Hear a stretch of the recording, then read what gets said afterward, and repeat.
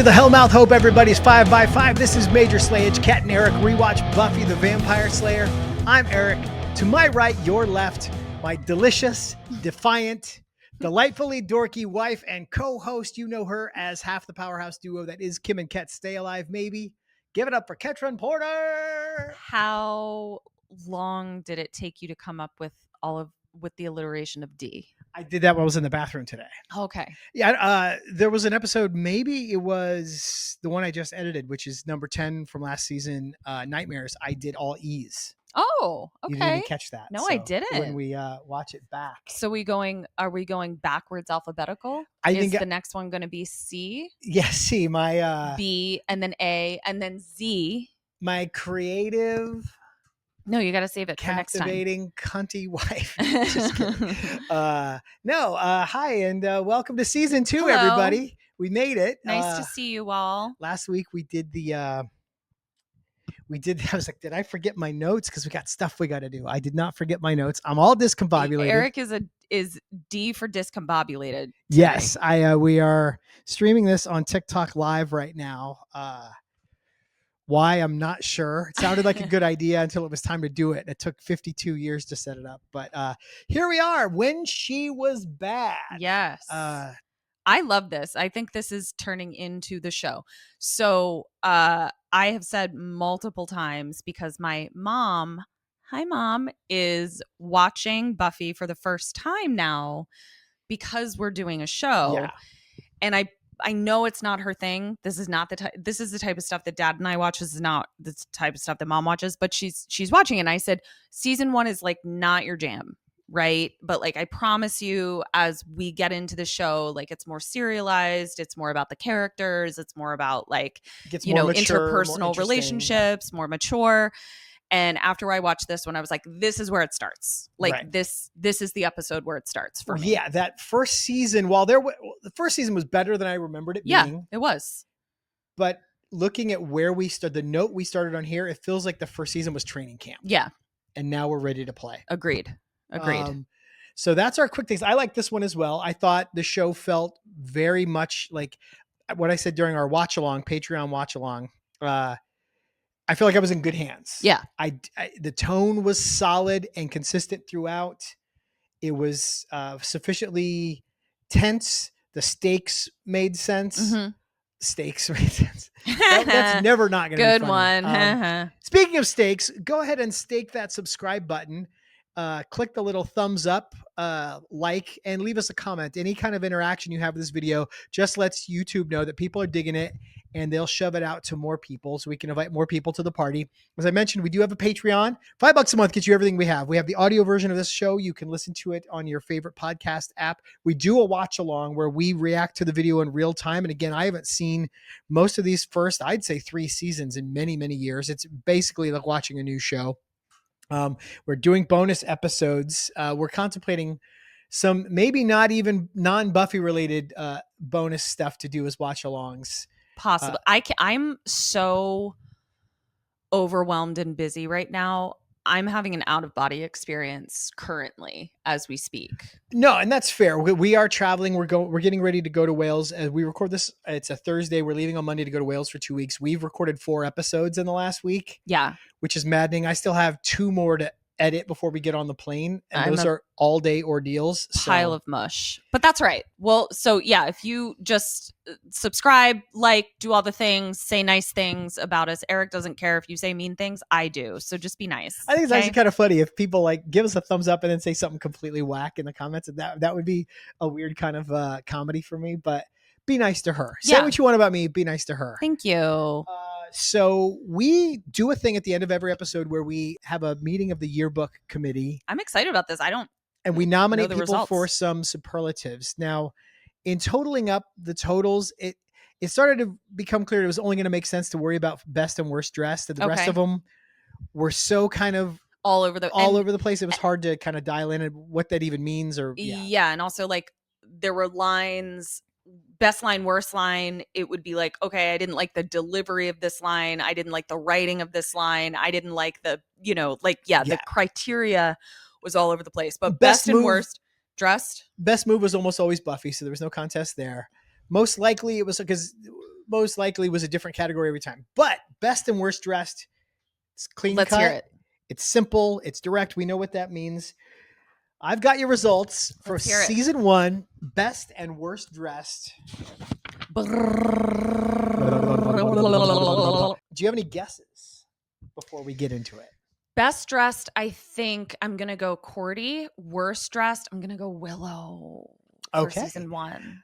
Neither of those guesses were correct. Shut the fuck up. So Really? this is Okay. interesting. So Tell me. in our best dressed category, we had a runaway winner. So I get a vote, she gets a vote. The way we did it, I vote, she votes. We had one episode with a guest panelist. So Kim got a vote. If there was ever a tie, if someone couldn't decide, if they were like, I think these 2 outfits were best dressed, those counted for half a point each. In Kim's episode, she nominated 3 looks for best dressed. She can't do favorites. She can't do decisions. No. So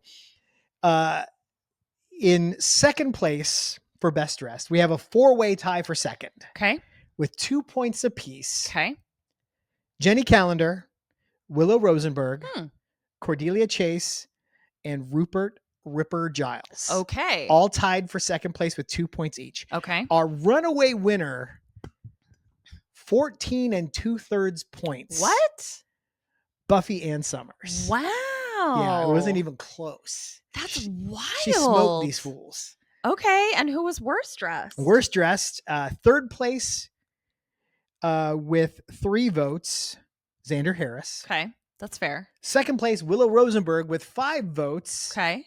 And it's like winning an Oscar and a Razzie in the same year. Buffy Ann Summers with 9 votes, worst dressed of the season. No one else got more than 1 vote. And I think with worst dressed, it was a little harder to accumulate points because we would occasionally nominate random like extras. Yeah. In this guy, like there was a singer at the Bronze in a silver lame shirt. He got a vote. Like he was. You got real mad about one of Cordelia's minions. You were not happy. Yeah, about there was a girl shirt. whose name I don't even know. Okay. So yeah, but there was our winners for best and worst dressed. So excited to see how this goes. Trying not to let that influence who I vote for this year. Like, oh, I wish it had been this person and that. So I'm just trying to call it like I see it this school year. Yeah. Junior year. Now is the time when we do a spell. Ketryn is a witch. She's going to bless us with a spell before we get into things. So this was interesting. I'm actually embarking upon a shadow work journey in my own witchcraft, actually. And shadow work is just what it sounds like. It's all the dark, hidden, scary, angry, hateful parts of yourself that are in fact parts of you. If we were to ignore them, then we would not be our full selves. If we repress them, then they come out in yucky, ugly ways that we don't intend to. This particular episode, I'm feeling like Buffy is in need of some shadow work. So, and unfortunately, her best friend is not yet a witch. Correct. She doesn't have access to a witch yet. Right. So the only witch they know about is trapped in a trophy case. Right. So what we are going to do is we're going to light a purple spell candle. I was looking for black, which is predominantly a shadow work candle, but I didn't have black, so we're using purple, which allows you to tap into your own wisdom and intuition, which is, I feel like, what Buffy needed this episode. We also have a lapis lazuli stone, which is show that associated with shadow work as well. Here, I'll take it right. I got it. It's good. Yeah. It's right there. And then our good old sage, we always use in our shadow work to sort of dissipate the negative energy. So I'm going to light this purple candle, set some lapis lazuli next to it, and light the sage from the lit candle, and we'll just let it burn down. Sounds great. Yeah. Would you light my candle? There we go. Cool. All right. We'll just let it burn down. All right, so we are off and running. Take us away. When She Was Bad. Before we start, you hate that title. I think it's a bad title. I know they got to try and say something punchy so people know what they're getting into, especially people who might be joining the show for the first time. Should have fucking been. What's that? Bad to the bone. It absolutely should not have been. She was bad to the bone. No, I understand what bad to the bone. Bad to the bones. And it's the song that we know, And but also there were bones. And she's kind of mean to Angel, who was on the show Bones. There we go. So it's all a big circle. Okay, we're calling it that. I haven't yet thought of what it should have been. Season 2, episode 1, titled Bad to the Bone is what it's called. So here we go. We open in a very familiar cemetery, but it is sans Buffy. We only have a side of Xander and Willow walking through the cemetery. And they're not on patrol. They're just like on a friend date. Strolling. Yeah, just strolling, playing a movie game. And Xander is eating ice cream grossly, which is no fault of Xander's. I had this realization in real time while we were watching the episode in our watch along. Okay, I love ice cream. But I realized there's only 2 ways to eat ice cream, and it's either grossly, where it's like, I need to do this in private. This is a private moment, or sexually. And in this instance, it was gross. And I just feel like we should just avoid ice cream eating from a cone. I'm going to ask you in television to help and movies. Because this is a visual medium. You podcast listeners aren't going to get to see this, but would you do a version of each to help distinguish the two? Because in my mind, I feel like if I went to do either, I would do the same thing. Right. Well, so Xander was doing sort of a very tame but yucko movement where he's sort of like getting it with his lips, kind of pulling it off. Yeah. And sexual would just be a lot of tongue. It would just be, using your tongue a lot. Okay. So do you see what I'm saying? Like, you can't eat ice cream neutrally. So I just think we should just ban it. I think we should be making people eat ice cream with a spoon. Great idea. See? Solving problems left and right. So anyway, but here's what happens. Xander gets a little flirty fluty and like puts ice cream on Willow's nose. And I was like, is this boy about to suck her nose? And then he goes in for that. He's going to gum her nose. But then it's vampire. Yeah. And I actually have a picture that I'll drop right here of Kim doing this move to Ketryn and me as we're kissing. It was right before we left to go to Baltimore to get married. Yeah. And so that's right. Kim was our vampire. Yeah. So this vampire is pulling a Kim on this one. And just in the nick of time after Xander gets in a great punch, we've already covered that Xander can hit. Yeah, he does a full Serena Williams backhand of this vampire. It was good. It was cool. But he wasn't going to make it out alive. We know that. But luckily, Buffy appears just in the nick of time. And the first line out of her mouth, I went, Buffy's going through it. Because the first line she says is, I thought you 2 losers would be getting into trouble.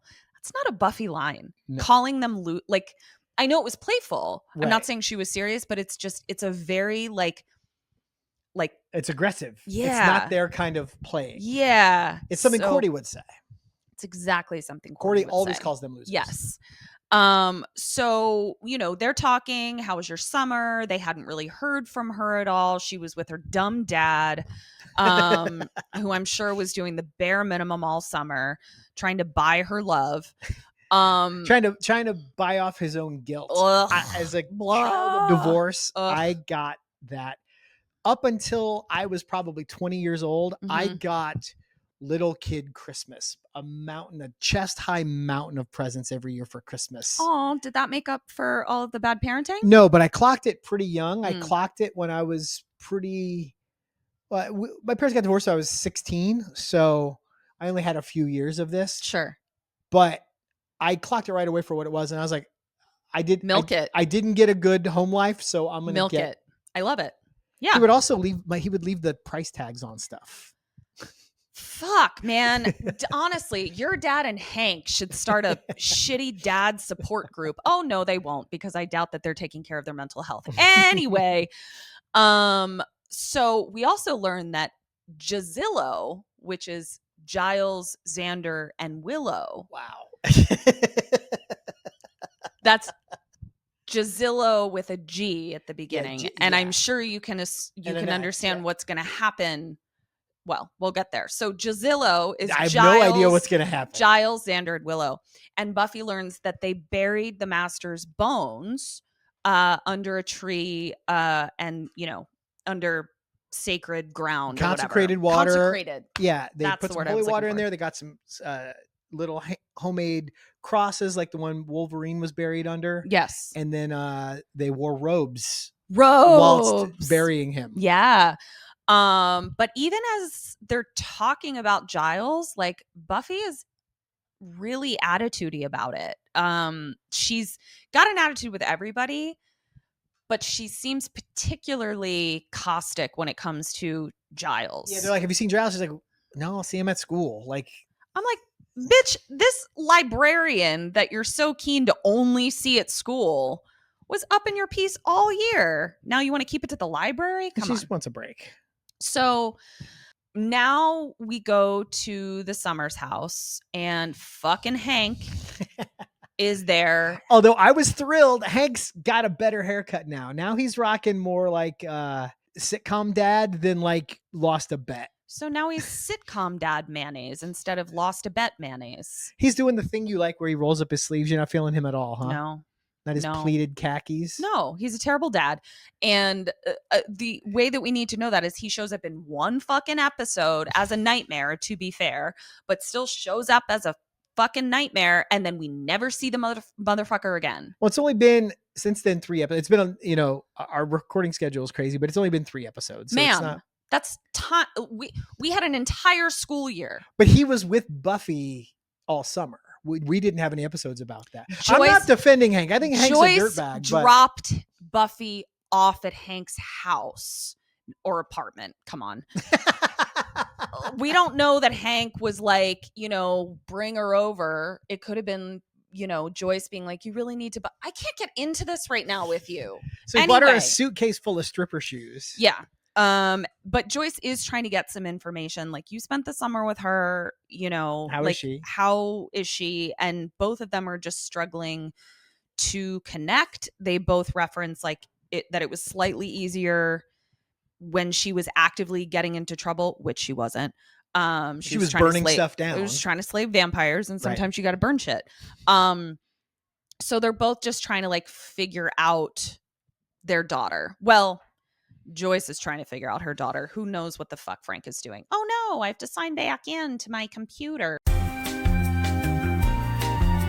Now we're at school. I can see your notes. It says fucking Hank. Yeah.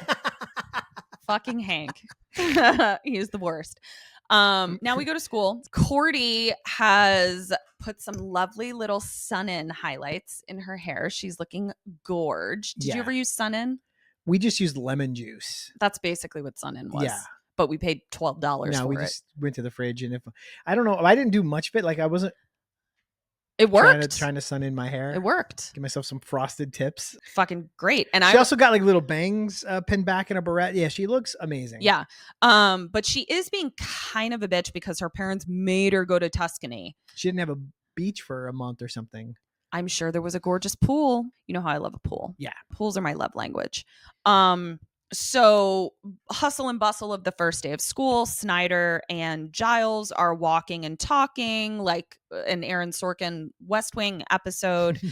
And Giles calls out Snyder where he's like, you seem to hate kids. So why did you pick a job where it's just all kids?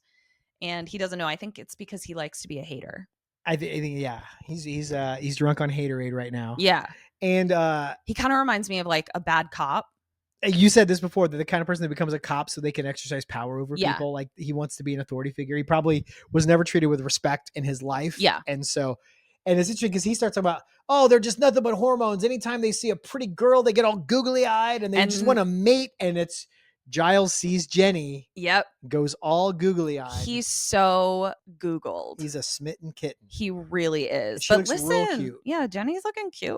Yeah, she's a snack. Yeah. And she's the only girl in this era that can actually pull off the baby bangs. Right? Every other attempt at this was a disaster, but Jenny was the proof of concept. It was she was the proof of this concept. can work. Yes. The rest of you were just bad at it. It's not the haircut that's the problem. It's you. It's you. Yeah, because Jenny's pulling it off. I get that.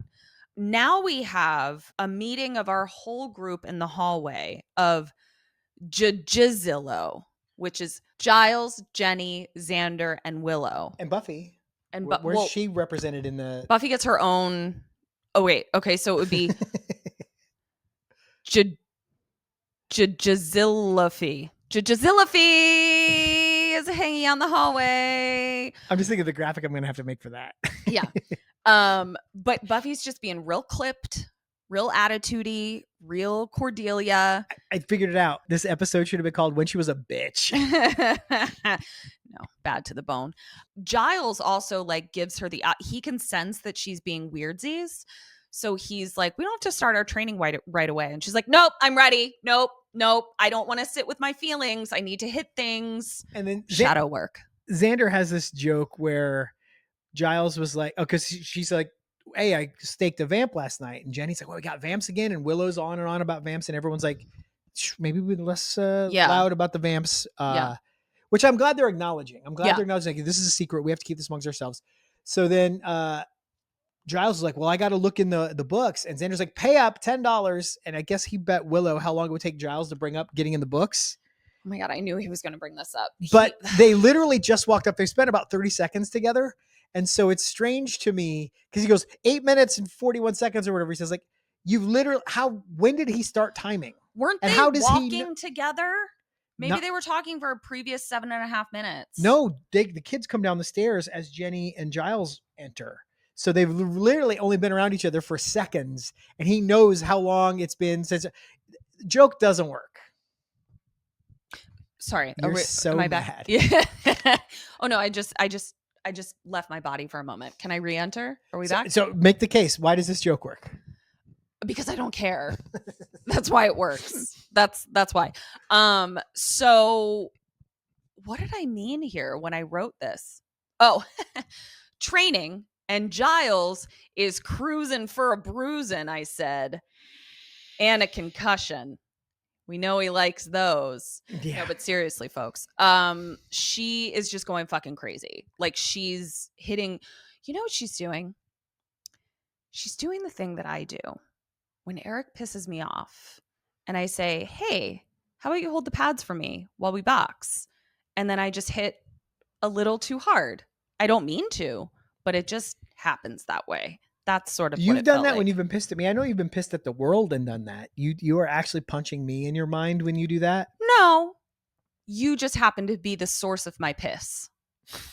You gotta find a better way to say that.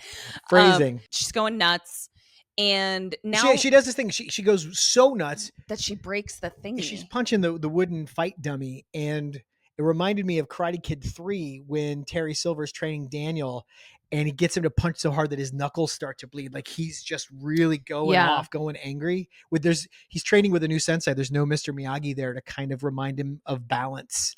And he goes real dark. And that's kind of where Buffy's at in this one. I'm going to start having a little bet with myself, much like the 8 minutes before Giles talks about books bet, of how many minutes into the episode before you drop a Karate Kid reference. Well, I mean, Karate Kid has come up a few times, but I think a lot. I think we both speak and think in pop culture terms. I feel like Karate Kid is specifically on your mind a lot recently. Are you trying? Is it symbolizing something for you? Are you trying to work something out? Do we need to incorporate Karate Kid into your shadow work? No. Okay. I mean, there is a new movie that's coming out that I sat down to watch the trailer, and I was like, I'm not interested in this. And by the end, I was like, fuck, I'm probably gonna go see this. He's interested. He's gonna go see it. We got to go and see what the town vamps are doing. And we have a new vamp gang. Yes. Okay. And we got this really cool guy that I'm super bummed is not. Did we ever catch his name? No, maybe, but like not enough that I retained it. Right. For sure. But he's cool. He's got this great speaking voice. Got just a touch of wearing an accent. Like that Seinfeld pirate shirt, but pulling it off, you know? Yeah, no, he looks great. Yeah. And he's given almost like a sermon. Yeah. About how we're down. We lost the last round, but we're not out. Yeah. We're coming back, and he will lead us. And he points up into the upper deck, and he's little back. Kid we're babysitting. It's the annoying one. Nice. And he's, what did you say in the watch? He's dressed like fucking Steve Jobs. What 8-year-old is in a black turtleneck? But apparently, that's insane. Apparently, we're not done with him yet. No, much to everybody's chagrin.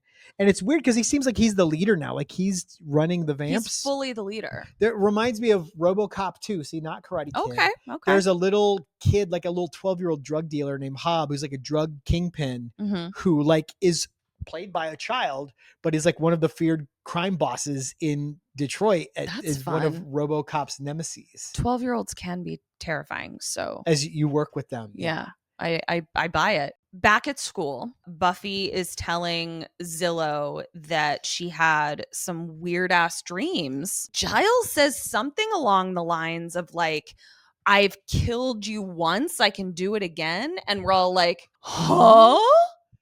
And just as Buffy clocks that, Giles clocks Buffy. Yeah, fucking strangles her. And I was like, Giles is scary when he wants to be. That's not the face you were making. What face was I making? It was more like one of these kind of faces where I needed What? to like turn you off a little bit. Yeah, he just looks so scary.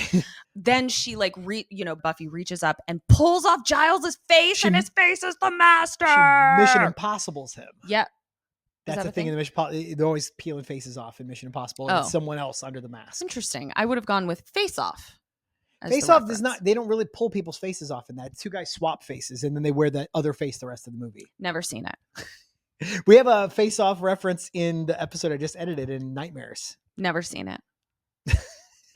This one I believe you haven't seen. No, I haven't seen Although it. it's a truly unhinged Nick Cage. I bet you would love it. I probably would love it, honestly. Like, yeah, I'm not boycotting it. It just hasn't, I just haven't seen it. So Buffy wakes up and she's like, God damn it. And there's a friend in her room, which you brought up a good mystery. Angel is there. Yes. But the last time she interacted with Angel, presumably. In the house, at least. No, in the house, at least. They were together in the finale, but not in her house. I guess he could have okay, so here's the issue. So he's in her room, and I said last time he was there, she threw him out the window and like never come back. So rescinding his invitation to enter the house. Yeah. So either off screen, although she's been gone all summer and is turned cold toward him. Mm-hmm. Unless you said maybe Joyce let him in. No, I think what probably happened is that like they had some interaction before she went off to be with fucking Hank. Honestly, that makes sense. Where he was just kind of like, "You good?" and she was like, "I'm good." Yeah, because he helped her a lot defeat the Master, and maybe and like help bring her back to life. Like he's probably like, "You okay, girl?" So maybe it was even as much as like, I need you to be able to get in here if someone's hurting my mom. Ooh. So that's probably what it was. He's like, here, I'm going to give you an extra garage door opener. That's exactly what it is. But not now. But only use it sparingly. Now she's being real bitchy. And Angel is like, what? But do you see my face? Like, I'm super hot. And like, I'm in your bedroom. Do you not know what's happening here? And he's just like, yo, you got to watch out for the anointed one just because he looks like a child, blah, blah, blah. The annoying one. Just because he looks like a child, blah, blah, blah. And Buffy's like, is that it? Because you woke me up from a pretty great dream. And I was like, first of all, that's a lie. Second of all, stone cold bitch. Yeah.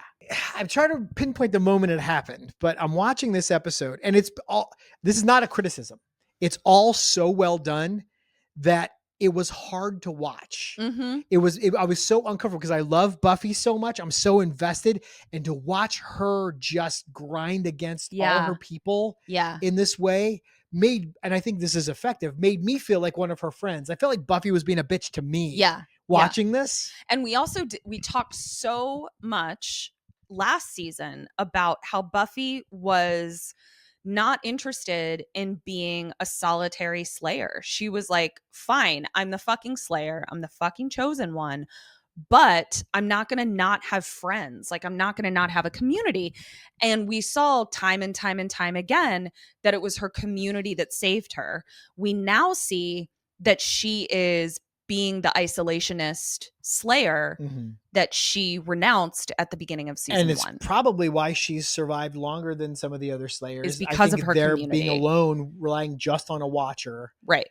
Like the witch. Yeah. She gets drunk on the bee pollen at cheer practice. And then had they not been there stalking her, she would have fucking exploded or something. Outside and died. Yeah. Yeah. Or exploded. Had Xander not come, she would have died face down in the Master's. Exactly. waiting pool. Yeah. So it's just a really interesting juxtaposition about like what she was fighting for in the very first episode of the show and what she's fighting for in the first episode of season 2. I wanted a little hint of like, it's dangerous for you, and I don't want the responsibility of keeping you safe, but I don't know if she ever quite sniffs up to that line. Does she? We'll get there. Okay. She does. I mean, she does it in the bitchiest way possible, Right. where it's sort of like, we'll get there. More like you're dead weight, more than exactly. Like you're in danger. I want to protect you. Okay, fair enough. So next morning, so you've got Angle thinks he's pissed her off. Yeah. I'm only gonna claim Angle from Angle because of those jaw lines and those cheekbones. Yeah, he does have good angles. He's got great angles. So Joyce is driving Buff to school, and she's just like, is there any fucking way that you would tell me what's wrong? And like, obviously she's not going She's to. despondent. She's looking out the window with big hangover sunglasses on. Yeah. And I clocked a detail here, which put a stake in it, and we'll bring it up in a second. Yeah. Because I think I found. And now that you said that, I like don't know what. Anyway, we'll get to it. So please remember to come back to that scene. I will. So at school, Zillow wants to know why Angel was in Buffy's room. Like, what did he come there to say? And Buffy is just like, I don't know. I'm a bitch. I kicked him out. Fuck off is her whole thing. Cordy then comes up to them. And Cordy, say what you want about Cordy, but she is clearly doing her shadow work, because she's like, I'm ready to talk about this. I need to talk about what happened to us last year, the squiggly demons, like all of this stuff. And she was actually being like her version of nice to them, just being like, you guys are the only people I can talk to about this. Mm-hmm. And, they shut her down mainly because she's trying to talk about it like in the middle of the hallway. But also I feel like Buffy's giving her the treatment that Cordy's given all of them their entire high school career so far. Which is shocking. Yeah. At one point, Cordelia mentions specifically the master, and we see Buffy's face just like fall. Like she just when knights just close their visor down. Like she's just like, goodbye. And then walks away and insults Cordy, calls Cordy a moron. Mm-hmm. And I feel like Cordy was like, what is happening? It was such a great Freaky line. Friday? What's going on? She goes, if you don't tell anyone I'm a Slayer, I won't tell anyone you're a moron. Yeah. But Buffy also has a line, my least favorite line in this scene, but I'll talk about it when we get there. Yeah. And Xander is enjoying it a little too much because he's doing a little play-by-play. He's like, ooh, see, that was a good insult. Like he's calling the game. Yeah. Keeping score. Yeah. Let's go to the bronze. Sure. Zillow is sitting at a table They're waiting. All excited to see this band, Chiba Mato. Right, which Eric hated. I didn't hate it. I just wasn't for all of the bands that play the bronze, I feel like there's so much music. It's like, oh, this instantly takes me back. It's like a time machine. And this one I was like, oh, I probably would skip this on Spotify. I wasn't feeling them. So they're simultaneously wondering why Buffy is being so mean, but also like waiting for her, like wondering why she hasn't shown up yet. And Xander is like super distracted by looking for Buffy. Willow tries to get his attention by like putting ice cream on her nose. She recreates the moment, and it's really forced and cringy and breaks my heart. Yeah. And Xander just goes, you have something on your nose. And I was like, ah, yeah, I got staked through the heart. The only reason he even had any interest in Willow was because Buffy wasn't around. Fucking Xander. God damn it. I mean, it's so typical. Like we're hating Xander for just a very typical thing. Yeah, he didn't invent that move, yeah, that 16-year-old boys do. Let's take a quick jaunt over to the cemetery again to see what's happening over there. Yes. Our vamp gang is trying to dig up the master's bones, but they only brought 2 shovels. Yeah, whatever. I don't know the dude's name, but the dude who was given the sermon is like, get in there and dig and be quick about it. We're in a hurry. And so these other vamps get on the ground, start digging with their hands. And I was like, we could have brought enough shovels for everybody if this was really a priority. Also, it's consecrated ground, so they immediately burn their hands. Like, but it hurts. Luckily, Jazillo only buried the master 1 inch below the surface. Yeah, and he was just immediately there. And little Steve Jobs is there, and he's like trying to tell them to dig, but more like dig. God, he sucks. Remember when they had like a weird voice thing with him and they just abandoned that? Yes, because his voice was too low. But do you feel like that was for them? a child that age? Do you feel like they were giving him a creepy voice and they're like, this doesn't work, they stopped doing it? Or No. you think that's his real voice and they give him a little kid voice? They gave him a little kid voice because they were like, what the fuck is this deep baritone coming out of this 8-year-old? I feel like in one episode even it sounded like there was He two sounded like the voices. chef from South Park. Hello, It children. was so fucking weird. And so they were like, this is creepy. We got to give him an actual human voice. So back at the Bronze, Buffy finally shows up. And wearing some of Daddy's stripper heels. Yep. And a real cute boat neck spaghetti strap satin dress. It's the kind of dress you would call a number. Yeah. She was numbering all over. Everybody's head turns, including Angel's, who was at the Bronze. His head does a 90-degree angle. He snapped his neck. Yeah. And you were questioning why Angel is hanging out at the Bronze, and I just feel like, where the fuck else is he going to hang out? No, I thought it was the first time we've He seen doesn't want to hang out with vampires. Right, but usually he's like skulking in a corner or he's like stalking Buffy. Here he was just kind of vibing to the band, which I guess is fine. Maybe that's his jam. But can you imagine like all of the different musical trends he's seen come and go? And that this is what he landed on. Right. Angle thinks that he's pissed her off, and she does the worst, most hurtful thing. Rather than being like, yeah, I'm pissed at you, she goes the you don't even exist to me route. So she's like, I moved on, deal with it, whatever. Cordy is like catching this exchange. Like, she's got her bitch sonar that's like, somebody's being a bitch and it's not me. Buffy then goes up to Xander and invites Xander to dance. And like, this was cruel. It wasn't just like, hey, you're not doing anything, I'm not doing anything, Right. let's go dance. She was pointed, like coming on to him. And coming on to him in a way that was like, you can never have this and I'm fucking with you. Right. It was gross. It was not chill. He's clenching his jaw the whole time. He doesn't seem to be enjoying it. This must have been a really difficult moment for him. Yeah. And tell me if I'm getting it right. As a former 16-year-old boy, right? He knows Buffy is not interested. She has said as much. Mm-hmm. He knows that she knows that he's into her. So then there's that vulnerability. She already has the power there. She invites him to dance. What's he going to say? No. So he kind of, in his logic, has to go.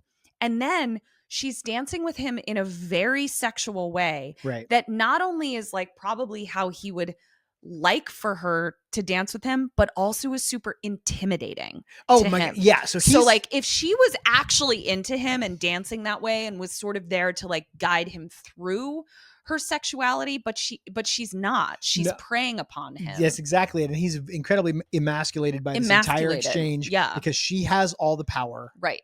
This is the fantasy he tells himself. Mm-hmm. And then the metaphor is like, it's the dog who caught the car it was chasing after. Now that he has it, he has no idea what to do with it. Yeah. So in his head, he's probably imagined this moment. We're grinding on the floor. All eyes are on us. Yeah. But now that it's happening, it's not hitting the way he imagined it would.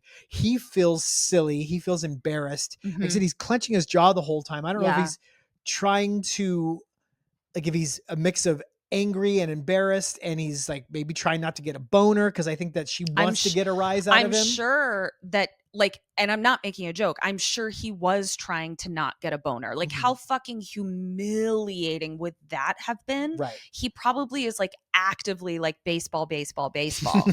She then says, Xander, did I ever thank you for saving my life? And she didn't. And then she says, don't you wish I would? And then just walks away. Angel watches this whole thing. Willow watching watches it. the whole thing. Angel's watching it. Everybody Cordy is watches super it. uncomfortable. Cordy follows her out and is like, excuse me, but I'm bitch of the year, not you. Like, you're clearly campaigning for it, but like the title belongs to moi. And this was just a really great, they're so well matched, these two. Yeah. As actors and as characters, they're so well matched. As we've often said, Charisma Carpenter is probably the strongest actor in the cast. Yeah. And they're giving her some stuff to do now, as opposed to just making like vapid, girl, like one line jokes. She's got a meaty little scene here. I think this is also one of the first moments where She gets real.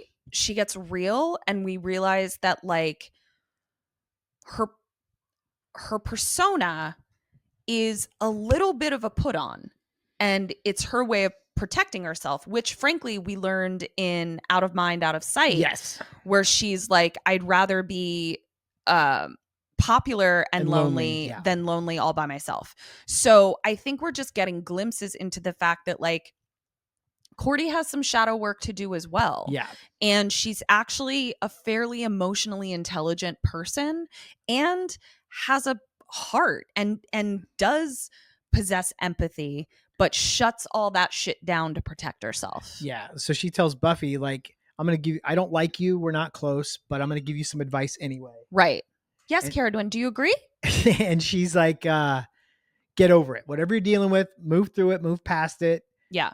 Because if you don't, you're going to lose even the few loser friends you have. Yeah. And Buffy's like, not interested. Peace. Turns around, puts her hood up.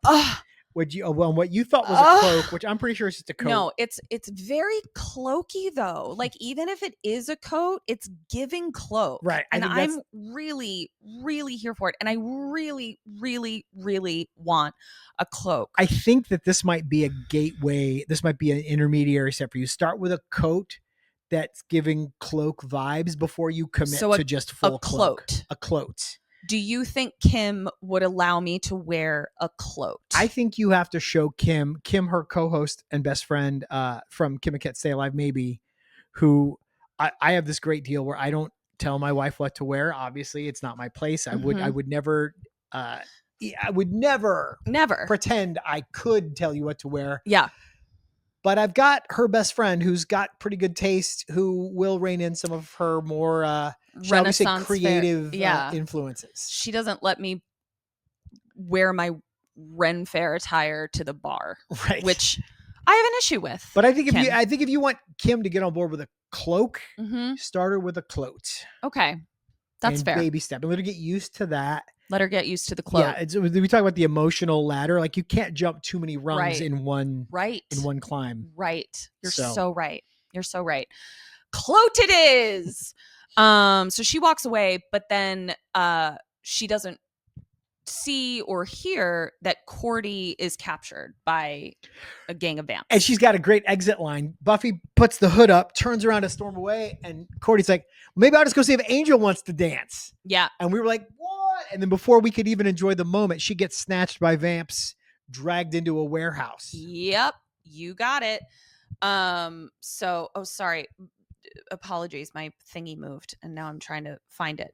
That's what Xander was thinking. What? My thingy moved? Apologies. My thingy moved. Stupid idiot. Stay away from the fire, honey. We got a cat on our set.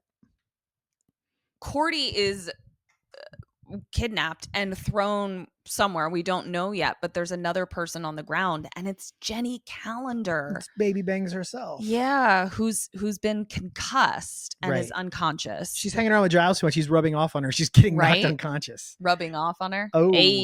No, but we've often joked that Giles is the character from Not Another Teen Movie who, if he gets 3 more concussions, he will actually die. Yes. Because he's had so much head trauma. And now Jenny apparently getting knocked unconscious. Yeah.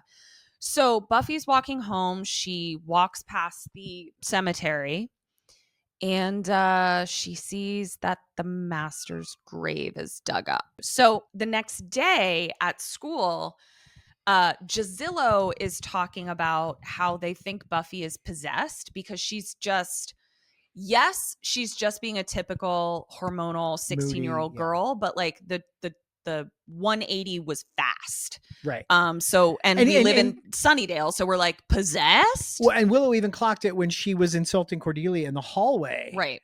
And Xander was like, that was a good insult. And Willow goes, yeah, almost too good. And it was like that bit from Severance, spoilers if you haven't seen season 2. Yeah. Where they clock that it's Helena, not Helly, because Helly was never cruel. And that's sort of where Willow's at. She's like, this is really out of character for Buffy. So Buffy walks in on this conversation about possession. she's wearing the crochet pink tank top that she's wearing in the car with Joyce in a scene earlier. I think that scene of Joyce driving her was supposed to be right before this. It definitely was.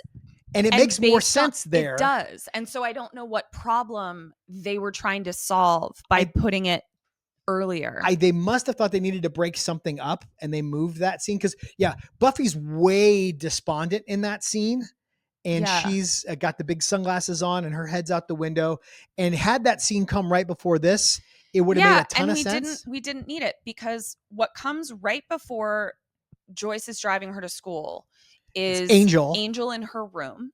And then we could just go to school. Zillow wants to know why Angel was in her room. We could just go right there. Especially because when Buffy's talking to Zillow about Angel having been in a room, she's in a very Rachel Green. She's wearing the Rachel hair. She's got a Rachel Green pants. Yes. And a white tank top. She's not even in the same clothes. So I don't know what what they were trying to break up. That's real weird. Because the pink tank top should have, and the scene would have made more sense right here. 1,000%. That's so weird. I don't know why. Yeah. So Buffy catches them talking about her. Prior to this, Giles did bring up a good point where he was like, okay, so you think she's possessed? She did in fact die last year. Like, she died. Like, she probably is working through some shit. But I think that's the point they're trying to make. They're like, yeah, but she's not working through it. She's just being a bitch. Mm-hmm. Here's what I'll say. Good on them. Yeah. Last season, every time someone had a theory, they all shut it down. Mm-hmm. They all went Scully. Yep. They all said, that's absurd. I'm not doing this. Yep.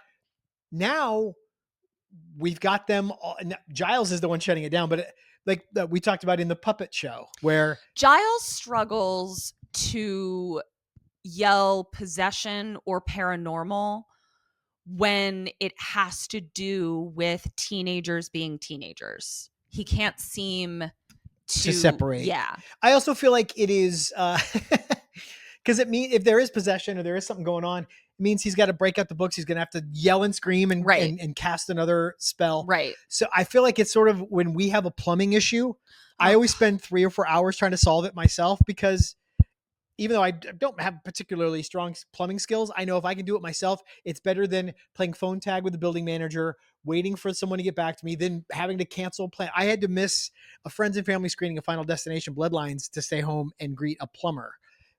So if I could have solved that myself the night before, and I gave it my best effort. So I feel like that's what Giles is trying to do here. He's like, I don't want to have to call the plumber.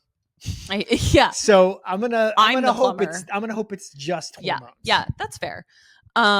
So Buffy is like, okay, blah blah blah. You're talking shit about me, but here's the thing: y'all didn't bury the master's bones deep enough, which they didn't. Because he's dug up and he's fucking out there. What are they doing? And she's super pissed.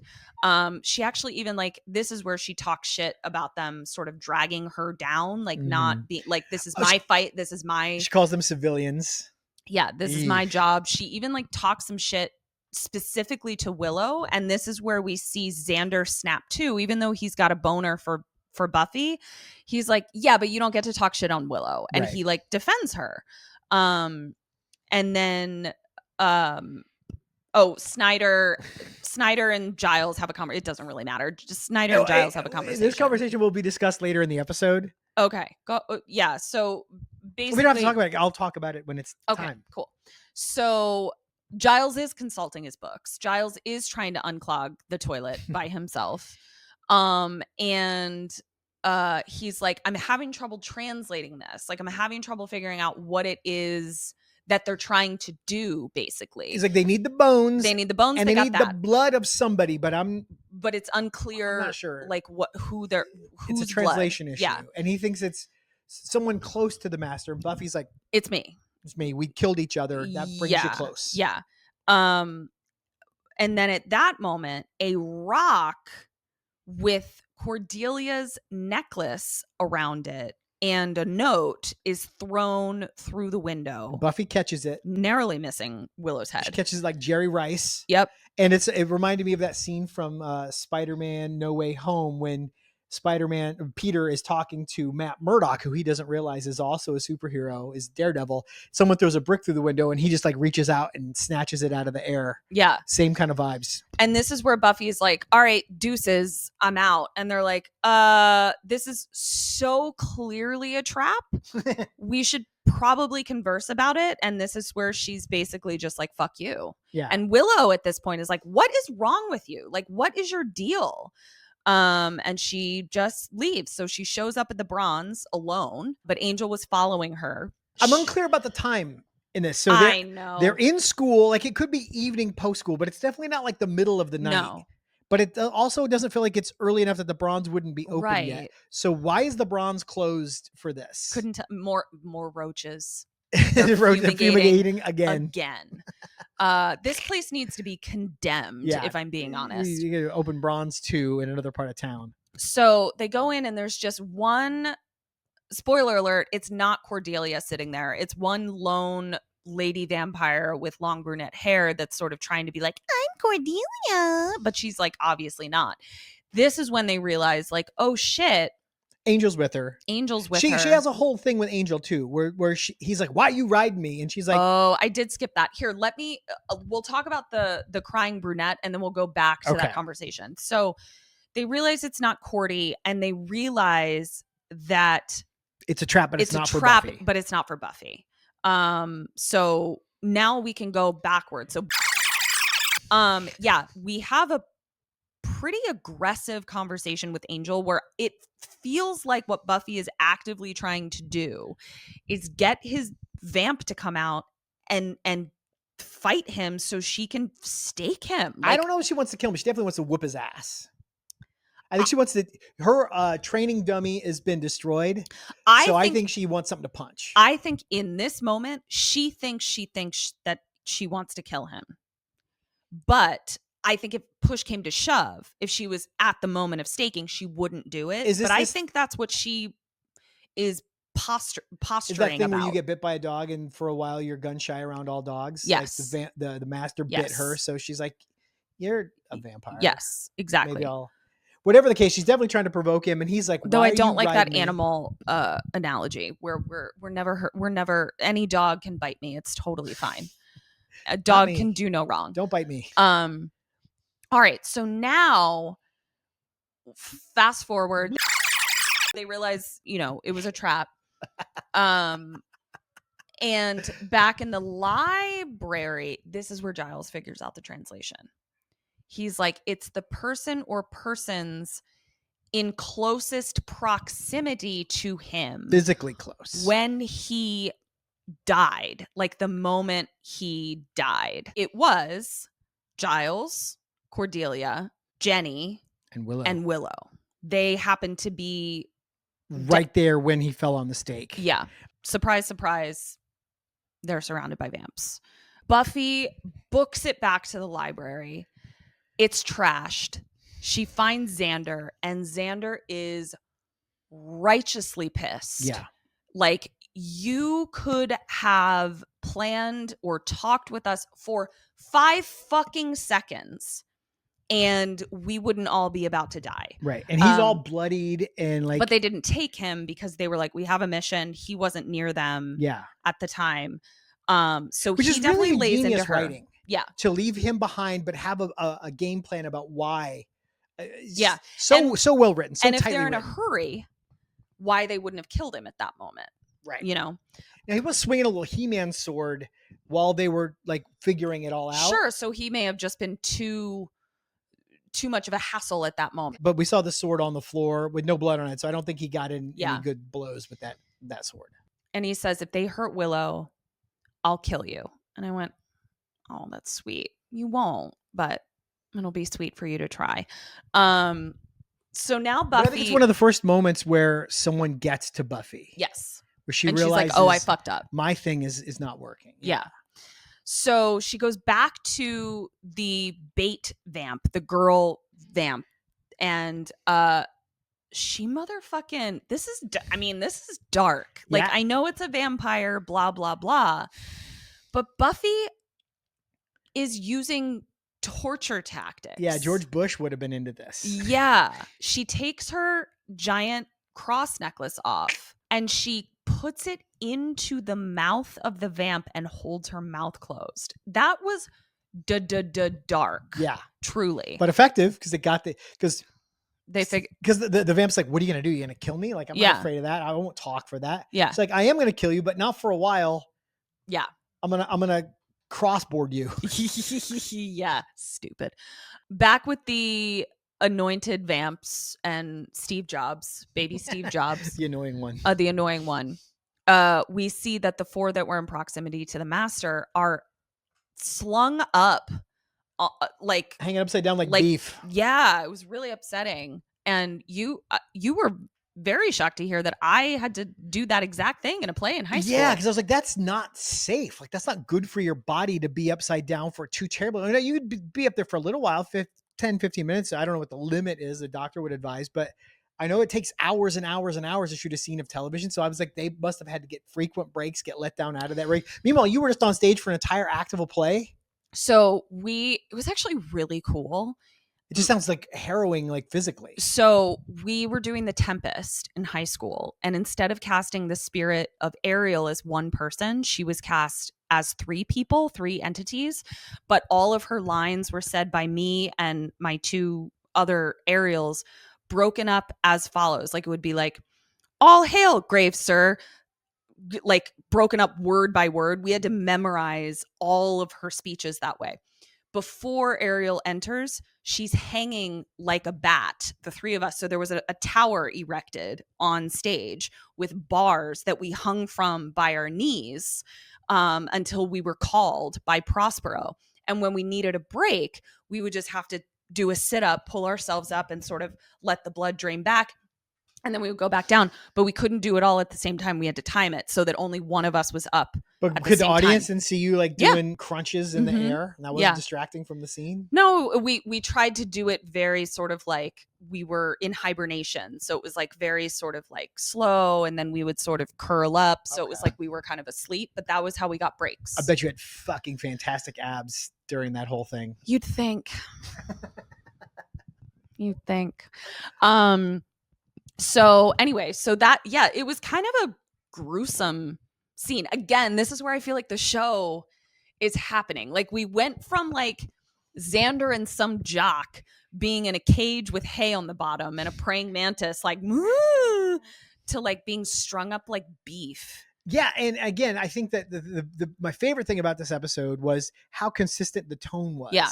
It wasn't, hey, we've got something that's really scary, then we're going to go do something goofy to kind of let the pressure out of it. Like, this just kind of built in a steady progression of dread and danger, and then a fucking awesome payoff. Yeah.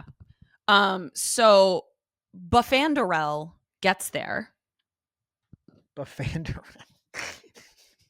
Who is it?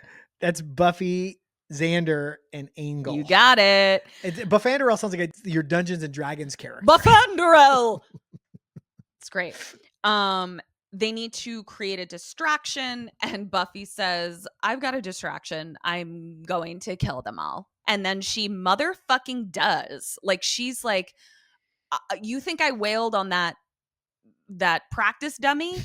I'm about to absolutely dust all you bitches. Yeah. So she fights them all. She makes pretty good work of it. You know, they get in some licks, but she's tearing them up pretty good. And you can tell by her energy that she's like, oh, I love it when you hit me back. Right. I fucking love it. Yeah. Because now I get to absolutely destroy you. And Angel and Xander are getting everybody down. They pull on the pulley chains to wheel all the hanging bodies back. Yeah. Angel is fighting one of them off. And the sermon guy is like, no, like he's all pissed off. Yeah. Little kid kind of, what the fuck is he? I don't even care. He creeps out of the room at some point. He's like, he's not trying to get in a fist fight with a fucking angry Slayer. Eating his fucking Go-Gurt over in the corner. So the cartoons are on. I'll be in the next room. Whatever. The leader, our main guy that we love, comes out with a sledgehammer to be like, I'm a sledgehammer the Slayer. And Buffy is just like, oh my God, please bring it. Like, honestly, please bring it. So she breaks off like a tiki torch. A tiki torch, right? Which also, Eric and I think, because their candle budget is astronomical. First of all, candle shops aren't open till like midnight. Like, it's not like you can do like midnight shopping for candles at a candle shop. So they have And to Amazon wasn't a thing yet. It wasn't a thing. So you couldn't order them online. And so they have to be making their own candles. Yes, they're upcycling old wax from other candles. No. Or I think they are using the fat of their victims to make all these candles. Candles. I mean, like, that's so metal. Like, they're definitely doing that. So anyway, she grabs this tiki torch. One vamp is coming towards her, so she uses the broken end of it to stake this motherfucker. But the other guy with the sledgehammer gets burned up to in the death. flame part. She's like kind of hits them both. So it's like a fucking double stake. It was so dope. It was like Darth Maul. Yeah. And I love the way that the main guy, like, burned up. Like, he kind of burned from the bottom up. So, like, he's still, like, his hands above his head are the last things to burn. And then the sledgehammer just drops. He burned up like your spell paper. Yes. He did or burn like, up spell paper. Creepy paper. Creepy paper. What We Do in the Shadows is one of the best shows on television. Why is it over? Bring it back. Maybe we'll do that next. Oh my God. What if there was a Buffy the Vampire Slayer, What We Do in the Shadows crossover? I kind of am blown away that they never had Sarah Michelle Gellar guest on that show, because they have everyone that's ever played a vampire in a movie guest on every other one. So it was great. Up in the balcony seats, the Scoobies Willow is like, it's over. And Xander, tapping into his emotional intelligence, which he keeps locked up tight in a little lunchbox. He hides it under a bushel for sure. Says, no, it's not. Buffy starts doing some shadow work, and she picks up that sledgehammer and she absolutely grinds his bones to dust, because she is bad to the bone. She goes old school Donkey Kong Mario on the barrels with that sledgehammer. And then she breaks down and hugs Angel. And it was very cathartic. And super cathartic. I also felt like the emotional journey was right on the money. Like, the extreme trauma and going like, this is too much. I gotta barricade myself off, and it's coming out in all the wrong ways. It's like trying to put your thumb over a fire hose. Yep. And then she finally lets it sort of, she processes it, and then is able to cry, is able to grieve, is able to open up, is able to be affectionate. Like, it was a really spot on emotional journey, and a great way to start this episode. Let her cleanse some things. We've got a moment where she's talking to Giles. She's nervous about seeing her friends after she's been such a heinous bitch. Yeah. And he's like, it's not the worst thing you're ever going to do. Like, they'll be fine. Yeah. They've saved her a seat. Oh, well, first, Cordelia and Jenny. Rewind. Cordy and Jenny are trying to commiserate about their harrowing experience, but Cordy is most upset about the blood and rust stains that will never come out of her clothes. And Jenny's like, cool. So then Giles is like, your friends are pretty dope. I think they'll get it. Like, because it's true. Like, they know what was happening. It was no fucking mystery. The only problem was Buffy not acknowledging it. Exactly. Be a bitch. Yeah. Just be honest about what's going on with you. Like, share with your friends. I'm a bitch, but I always tell you why I'm being a bitch. Usually. You get there eventually. We skipped our marital grievance section today. Maybe we should have done it. No. So I think the only time it's an issue is if you aren't aware of what's going on with you, and I can't map where you're coming from. But the second that I know what's happening, I feel like we're both pretty good at calling ourselves out and being like, that wasn't me at my best. Sure. So yeah. Eric could be better. So withdrawn, fist bump taken back. So in class, Buffy's super nervous to sit with Zillow, wearing the most ridiculous thing either one of us has ever seen. We're going to talk about I guarantee I'm going to talk about it in a couple minutes, so we don't have to get into it now. You may not realize it, since I don't register as Baltimore preppy, but like, that is in my blood. So like, I know how to put together a polo and pearls. You know, if under duress, I can do it. You had to wear that drag for part of your academic career. Exactly. We've all seen the like 80s movie where like rather than tying a jacket or a sweater around your waist, which is what the pores were doing, we tied it around our shoulders, right? We've all seen that. Buffy inexplicably has it pinned so she wouldn't be able to wear it as a sweater. The whole point of it being around your is you can flip it off and put it on so that you can layer. Like that's the whole point of it. She's got it weirdly pinned. There's a nip in the air. Yes. Now I'm in a sweater. So it just was like, I was like, you don't know how to Lily Pulitzer. Like she can't Lily Pulitzer it off. You know what I mean? So there's that. I mean, I think they were trying to go with dressing her in something really light to show that like there was a lightness about her. But it's like she did it just incorrectly. In a really annoying She way. may as well have been wearing a hat as a sock. Like it just wasn't, she just did it wrong.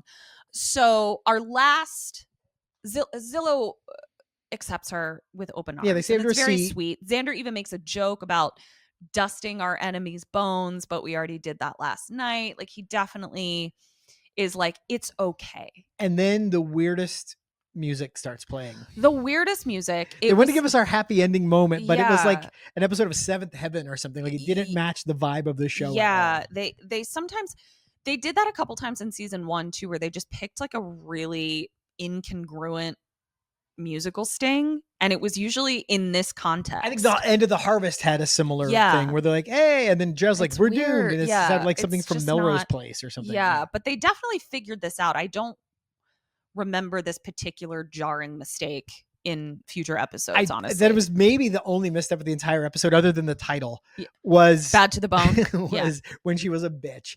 Was that this really beautiful moment is ruined by this? Like you said, it sounded like John Tesh. Yeah, it was real weird. Weird. Our final moment is when the annoying one realizes that he's bested and he sees the bones. He's finished his Go-Gurt. He's gotten up from his nap.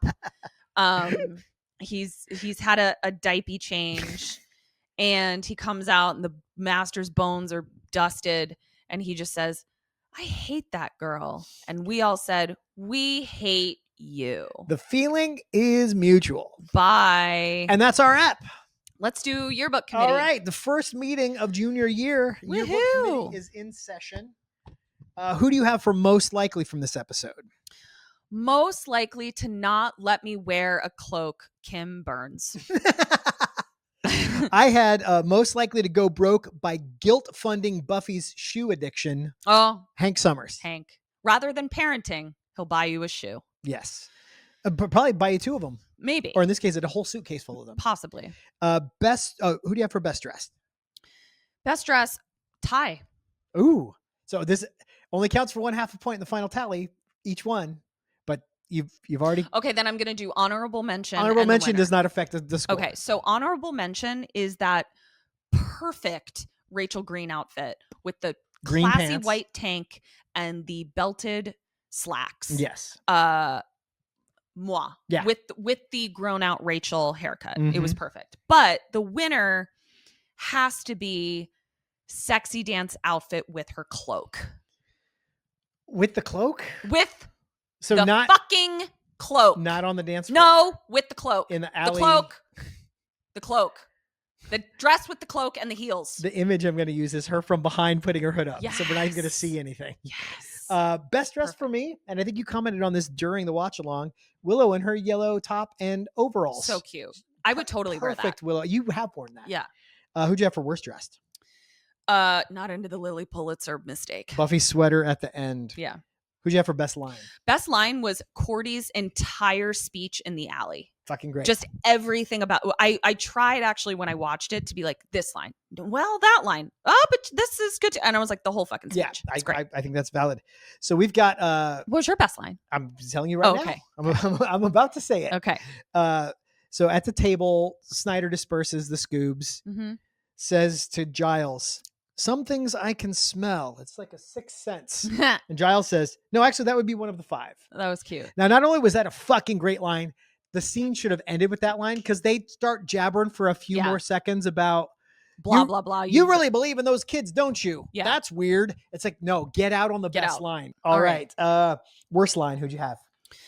Oh, her delivery just wasn't grounded for me when she's being a bitch to Cordelia in the hallway and she says, your mouth is moving, sound is coming out. This is never good. Like, it just wasn't grounded. She wasn't. She's playing attitude rather than something a character would actually say. Yeah. Mine was Xander at the beginning when Willow's asking, have you missed Buffy? Like she's about to come back. And he's like, I'm a man. I have certain desires, certain needs. Two things. I can go the rest of my life without hearing a man and he has certain needs. Yeah. Like it's just been, it's dominated so much of our pop culture discourse. Also, it's completely fucked out. It's a hackneyed line that's been done to death. Never write that. Never put that in anything. I have certain needs. Yeah. No one Such gives bullshit. a fuck about your needs. Who'd you have for best move? Oh my gosh, the double fire steak. Yeah. All right. Well, that you had the same move? Same move. Yeah. So double win there. All right. That was our episode. Thanks for hanging out with us, you guys.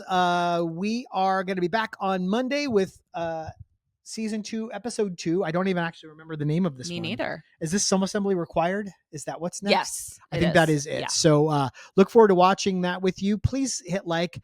Please leave us a comment. Please subscribe so you know when we put new stuff out. Also, do your shadow work, everybody. We'd all be a healthier society if people did their shadow work. And if you have questions about how to undertake shadow work, you can email us at majorslayagepod@gmail.com. Ketryn will answer all of your shadow work questions. Happy to help.